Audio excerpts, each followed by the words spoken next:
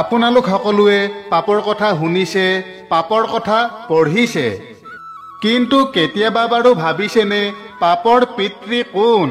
পাপৰ পিতৃৰ নাম কি? এই পাপৰ সৃষ্টি কেনেকৈ হ'ল? পাপ কেনেকৈ কৰ পৰা জন্ম হয়? পাপৰ উৎপত্তিৰ বিষয়ে এটা অতি সুন্দৰ কাহিনী আছে। আজি আমি সেই কাহিনীটোৱেই ক'বলৈ লৈছোঁ। আহকচোন আজিৰ এই কাহিনীটো আৰম্ভ কৰোঁ।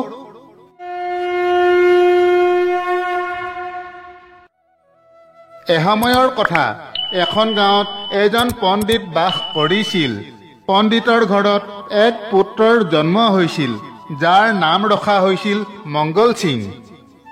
মংগল সিং ডাঙৰ হোৱাত পিতাকে তাক পঢ়িবলৈ কাশীলৈ পঠাই দিলে।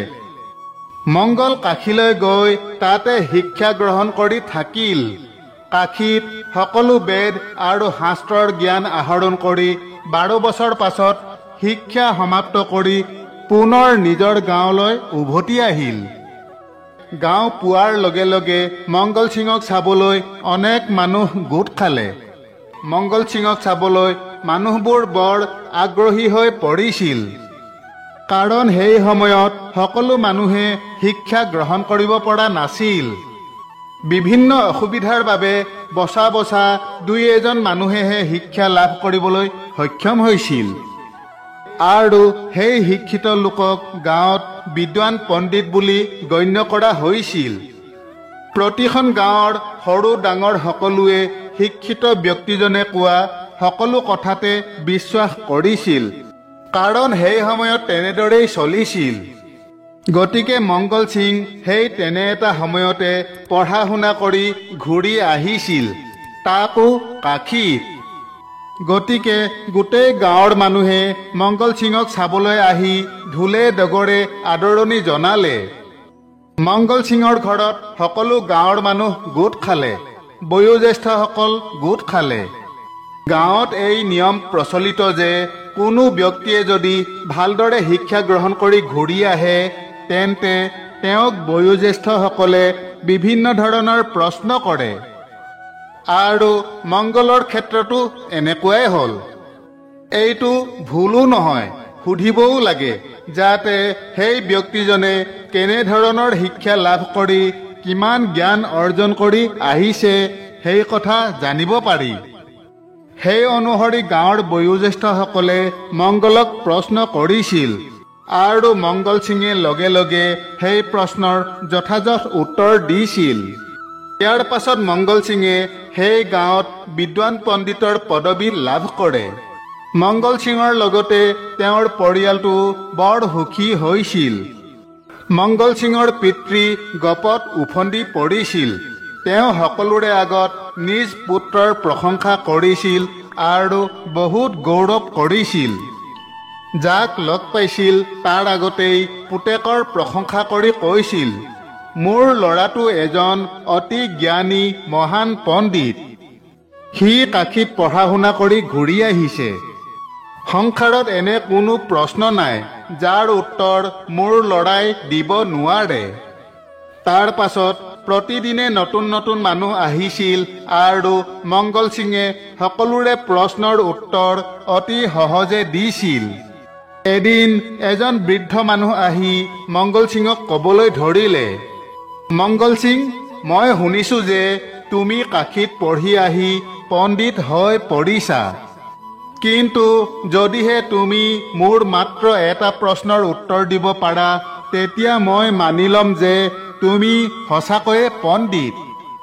মোৰ প্ৰশ্নটো হৈছে, পাপৰ পিতৃ কোন? অৰ্থাৎ পাপৰ পিতৃৰ নাম কি? বৃদ্ধৰ প্ৰশ্ন শুনি মংগল সিং চিন্তামগ্ন হৈ পৰিল। বহু সময় ধৰি চিন্তা কৰি থাকিল, কিন্তু মংগল সিঙে এই প্ৰশ্নৰ উত্তৰ বিচাৰি নাপালে। তেতিয়া মংগল সিঙে ক'বলৈ ধৰিলে, ককা, এই প্ৰশ্নৰ উত্তৰ কোনো শাস্ত্ৰত কোনো গ্ৰন্থত কেতিয়াও পোৱা নাই। আনকি আমাৰ গুৰুৱেও এনে প্ৰশ্নৰ উত্তৰ আমাক পঢ়োৱা নাছিল বা শিকোৱা নাছিল। এনে প্ৰশ্ন কোনো শাস্ত্ৰ অথবা আন কোনো গ্ৰন্থতে নাই। বহু চিন্তা কৰিও মংগল সিঙে সেই প্ৰশ্নৰ উত্তৰ দিব নোৱাৰিলে। তেতিয়া বৃদ্ধই মংগল সিঙক ক'লে, মংগল সিং, তুমি ব্যৰ্থ হলা। তোমাক যি বিদ্বান পণ্ডিতৰ পদবী দিয়া হৈছে সেয়া ভুল। তুমি আচলতে বিদ্বান পণ্ডিত হ'ব নোৱাৰা। বৃদ্ধৰ কথা শুনাৰ পাছত মংগল সিঙৰ পিতৃ বৰ দুখী হৈ পৰিল, কিয়নো পুত্ৰ বিফল হৈছিল। সেইবাবেই মংগল সিঙৰ পিতৃয়ে মংগল সিঙক ক'লে, মংগল সিং, যদি এই প্ৰশ্নৰ উত্তৰ দিব নোৱাৰা তেন্তে তোমাৰ সকলো পঢ়া শুনা অসাৰ। মংগল সিং, তুমি যদি এই প্ৰশ্নৰ উত্তৰ দিব নোৱাৰা তেন্তে মই তোমাৰ মুখ চাব নিবিচাৰোঁ। তুমি ইয়াৰ পৰা আঁতৰি যোৱা। যেতিয়ালৈকে এই প্ৰশ্নৰ উত্তৰ নোপোৱা মুখ দেখুৱাবলৈ নাহিবা। পিতাকৰ কথা শুনি মংগল সিং গভীৰ চিন্তাত পৰিল। মংগল সিঙে ভাবিলে, হয়তো এই প্ৰশ্নৰ উত্তৰ কাশীত থকা মোৰ গুৰুদেৱৰ ওচৰত আছে চাগে। মংগল সিঙে পিতৃক প্ৰতিশ্ৰুতি দি ক'লে, হে পিতা, এই প্ৰশ্নৰ উত্তৰ নোপোৱালৈকে মই তোমাক মুখ দেখুৱাবলৈ নাহোঁ। পিতাকক এনেদৰে প্ৰতিশ্ৰুতি দি মংগল সিং তাৰ পৰা পোনে পোনে কাশীলৈ গুচি গ'ল। কাশীলৈ গৈ গুৰুক প্ৰণাম কৰি ক'লে, হে গুৰুদেৱ, মই লাজ অপমান পাই আপোনাৰ ওচৰলৈ ঘূৰি আহিছোঁ। মোৰ সকলো বিদ্যা শিক্ষা অসাৰ হৈ পৰিছে। হয়তো আপুনি মোক অসম্পূৰ্ণ জ্ঞান দিলে, নতুবা মই আপোনাৰ পৰা জ্ঞান লাভ কৰিবলৈ অক্ষম হৈছোঁ। গুৰুদেৱে ক'লে, মংগল সিং, তুমি সম্পূৰ্ণ জ্ঞান লাভ কৰিছা। তুমি এজন পণ্ডিত। মংগল সিঙে ক'লে, নাই নাই গুৰুদেৱ, মই পণ্ডিত নহয়, মই একোৱেই নহয়। মোৰ গাঁৱৰ এজন বৃদ্ধই মোক এটা প্ৰশ্ন কৰিছে আৰু মই সেই প্ৰশ্নৰ উত্তৰ দিব পৰা নাই। তেন্তে মই কেনেকৈ পণ্ডিত হলো? গুৰুদেৱে মংগল সিঙক ক'লে, মংগল সিং, মই তোমাক সকলো জ্ঞান দিছোঁ। এই সংসাৰত এনে কোনো প্ৰশ্ন নাই যাৰ উত্তৰ তুমি দিব নোৱাৰা। গুৰুৰ কথা শুনি মংগল সিঙে ক'লে, হয় গুৰুদেৱ, আপুনি মোক অনেক জ্ঞান দিছে, সেইটো মই না কৰিব নোৱাৰোঁ। তথাপিও মই সেই বৃদ্ধজনৰ প্ৰশ্নৰ উত্তৰ দিবলৈ সক্ষম নহ'লোঁ। অনুগ্ৰহ কৰি আপুনি মোক এই প্ৰশ্নৰ উত্তৰ দি সহায় কৰক। বৃদ্ধজনে মোক মাথো এটা প্ৰশ্ন সুধিছিল। সেই প্ৰশ্নটো হৈছে, পাপৰ পিতৃৰ নাম কি? পাপৰ পিতৃ কোন? প্ৰশ্নটো শুনি মংগল সিঙৰ গুৰুজনো আচৰিত হৈ পৰিল। গভীৰ চিন্তা কৰিবলৈ ধৰিলে। সকলো শাস্ত্ৰ, সকলো বেদ পুৰাণ লুটিয়াই পুটিয়াই চালে, কিন্তু এই প্ৰশ্নৰ উত্তৰ তেওঁ ক'তো বিচাৰি নাপালে। মংগল সিঙৰ গুৰুজনো গভীৰ চিন্তাত পৰিল। তেওঁ এই প্ৰশ্নৰ কোনো উত্তৰ বিচাৰি নাপালে। তেতিয়া মংগল সিঙে ক'লে, দেখিলে গুৰুদেৱ, মই আপোনাক সঁচা কথা কৈছিলোঁ যে মই পণ্ডিত নহয়, কাৰণ মই এটা সাধাৰণ প্ৰশ্নৰ উত্তৰ বিচাৰি নাপালোঁ। তেন্তে মই কেনেকৈ পণ্ডিত হলোঁ? মংগল সিঙৰ গুৰুজন বৰ দুখী হৈ পৰিল। অৱশেষত গুৰুৱে মংগল সিঙক ক'বলৈ ধৰিলে, মংগল সিং, এই প্ৰশ্নৰ উত্তৰ মোৰ ওচৰত নাই। প্ৰশ্নটো ভুল নহয়, প্ৰশ্নটো একেবাৰে শুদ্ধ। এই প্ৰশ্নৰ উত্তৰ থাকিব লাগিব, পাপৰ পিতৃৰ নাম কি? গুৰুদেৱৰ কথা শুনি মংগল সিং বৰ দুখী হৈ গুৰুৰ আশ্ৰম এৰি গুচি গ'ল। বাটত যাওঁতে মংগল সিঙে ভাবি গ'ল যে ক'ৰবাত নহয় ক'ৰবাত মই এই প্ৰশ্নৰ উত্তৰ নিশ্চয় পাম। মোৰ গুৰুৰ ওচৰত নাপালোঁ যদিও আন কাৰোবাৰ ওচৰত অৱশ্যে পাম।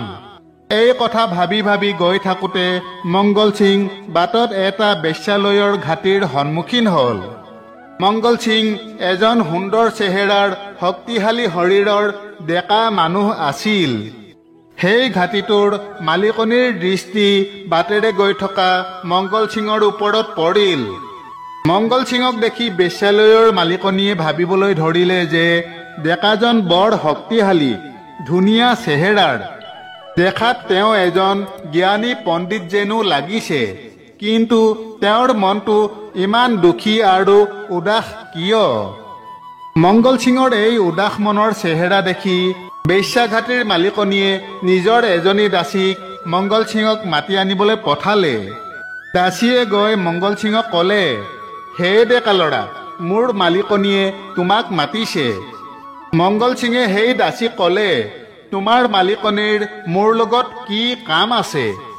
তেতিয়া দাসীজনীয়ে ক'লে, তোমাৰ উদাস চেহেৰা দেখিয়েই মালিকনীয়ে তোমাক মাতি পঠাইছে। মালিকনীয়ে এই কথা জানিব বিচাৰে যে তোমাৰ চেহেৰাত কিয় ইমান দুখ দেখা গৈছে।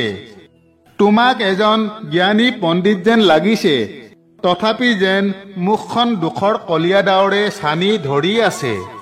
মংগল সিঙে দাসীক ক'লে, মোৰ দুখৰ কোনো উত্তৰ তোমাৰ মালিকনীৰ ওচৰত নাই।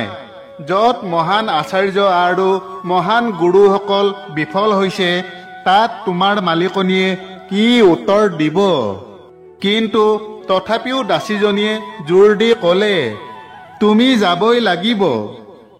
অৱশেষত মংগল সিঙে দাসীৰ লগত বেশ্যালয়ৰ মালিকনীৰ ওচৰলৈ গৈ সুধিলে, আপুনি মোক কিয় মাতি পঠালে? তেতিয়া মালিকনীয়ে ক'লে, আপোনাৰ মুখত ইমান দুখ কিয় আছে? ডেকা যেন লাগিছে, শিক্ষিত যেন লাগিছে, জ্ঞানী যেন লাগিছে, তথাপিও ইমান দুখ কিয়? মংগল সিঙে ক'লে, মোৰ দুখৰ কাৰণ এটা প্ৰশ্ন, আৰু সেই প্ৰশ্নৰ উত্তৰ মই বিচাৰি পোৱা নাই। মালিকনীয়ে ক'লে, আপুনি যদি মোক প্ৰশ্নটো কয়, তেন্তে মই হয়তো আপোনাক সহায় কৰিব পাৰিম। মংগল সিঙে ক'লে, আপুনি মোক কি সহায় কৰিবলৈ পাৰিব? তথাপিও মই আপোনাক কৈছোঁ, প্ৰশ্নটো হৈছে, পাপৰ পিতৃৰ নাম কি? বেশ্যাঘাটীৰ মালিকনীয়ে মংগল সিঙক ক'লে, পণ্ডিত মহাশয়, আপুনি কেইদিনমান অপেক্ষা কৰিব লাগিব। এই প্ৰশ্নৰ উত্তৰ আপুনি ইয়াতে পাব। কলৈকো যোৱাৰ প্ৰয়োজন নাই। ইয়াত কেইদিনমান থাকিব লাগিব। মংগল সিঙে ক'লে, তেন্তে আপুনি মোৰ থকাৰ ব্যৱস্থা কৰক। মই ব্ৰহ্মচাৰী পণ্ডিত, নাৰীৰ লগত থাকিব নোৱাৰোঁ। তেতিয়া মালিকনীয়ে মংগল সিঙক থাকিবলৈ এটা আছুতীয়া কোঠা দিলে, থকা খোৱাৰ ব্যৱস্থা কৰি দিলে। তাৰ পাছত 3 দিন পাৰ হৈ গ'ল। তেনেতে বেশ্যাঘাটীৰ মালিকনী মংগলৰ ওচৰলৈ আহিল আৰু তেওঁক খাদ্য ৰান্ধি থকা দেখি ক'বলৈ ধৰিলে, পণ্ডিত মহাশয়, আমিও খাদ্য ৰান্ধো, কিন্তু আপোনাক ৰান্ধি থকা দেখিলে মনত বৰ দুখ লাগে। পণ্ডিতে ক'লে, নাই নাই, একো নাই, মোৰ একো অসুবিধা নহয়। আপুনি দুখ কৰিব নালাগে, আৰু আপুনি মোৰ ওচৰলৈ নাহিব, মোক স্পৰ্শ নকৰিব, মই ব্ৰহ্মচাৰী পণ্ডিত। সেই মহিলাগৰাকীয়ে ক'লে, পণ্ডিত মহাশয়, বেশ্যা হ'লেও আমিও মানুহ, আৰু আপুনিও মানুহ। মই আপোনাক একো জোৰ জবৰদস্তি কৰা নাই। মই মাত্ৰ ক'ব বিচাৰোঁ যে যদি আপুনি মই ৰন্ধা খাদ্য গ্ৰহণ কৰে, তেন্তে মই আপোনাক 2টা সোণৰ মোহৰ দিম। পণ্ডিতে প্ৰথমে নাকচ কৰিছিল, কিন্তু পাছত ভাবিলে, মই কেৱল তেওঁৰ হাতেৰে ৰন্ধা খাদ্যহে খাব লাগে, আৰু তাকেই কৰিলে মই 2টা মোহৰ পাম। খাদ্য খালেনো কি হ'ব? এনেদৰে ভাবি পণ্ডিতে বেশ্যাই ৰন্ধা খাদ্য খাবলৈ ধৰিলে।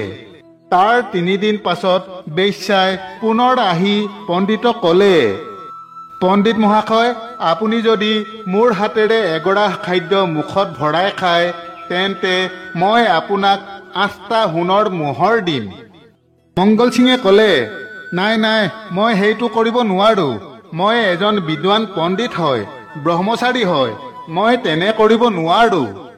এনেদৰে ক'লে যদিও 8টা মোহৰৰ লোভত অৱশেষত মংগল সিঙে মান্তি হৈ ক'লে, ঠিক আছে, মই আপোনাৰ হাতেৰে খাব পাৰোঁ। আপোনাৰ হাতেৰে খোৱাত মোৰ কোনো সমস্যা নাই। তাৰ পাছত পণ্ডিত মংগল সিঙে বেশ্যাৰ হাতেৰে খাদ্য খাবলৈ আৰম্ভ কৰে। ইয়াৰ 3 দিন পাছত বেশ্যা মহিলাগৰাকীয়ে মংগল সিঙৰ ওচৰলৈ পুনৰ আহি ক'লে, মংগল সিং, মোৰ লগত এৰাতি কটালে 16টা সোণৰ মোহৰ আৰু আপোনাৰ প্ৰশ্নৰ উত্তৰ পাব। বেশ্যাৰ কথাত পণ্ডিত মংগল সিঙৰ বৰ খং উঠিল আৰু সেই প্ৰস্তাৱ পোনে পোনে নাকচ কৰে।